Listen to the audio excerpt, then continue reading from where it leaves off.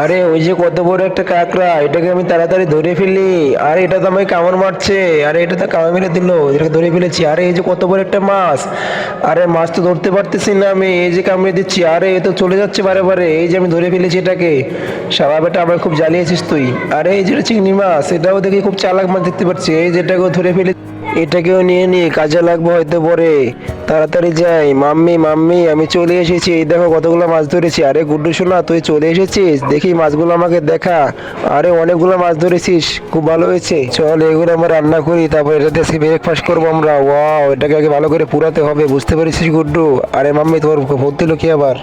বন্ধুরা রান্না করতে করতে চলো তোমাদের একটা ম্যাজিক শিখাই। প্রথমে ভিডিওতে একটু লাইক করবে, তারপর চ্যানেল সাবস্ক্রাইব করবে, তারপর ঈদের সামনে ক্লিক করবে। এই দেখো ইবাজি হয়ে গেল।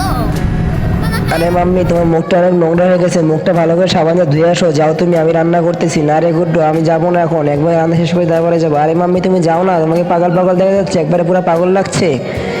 যাও এখান থেকে, তুমি মুখ ধুয়ে আসো, যাও। আরে গুড্ডু তুই আমাকে পাগল বললি কেন? তোকে আমি ছাড়বো না, দাঁড়া শয়তান দাঁড়া, তোকে আমি মজা দেখাচ্ছি। তুই আমাকে পাগল বললি, দাঁড়া তোকে আমি মজা দেখাচ্ছি।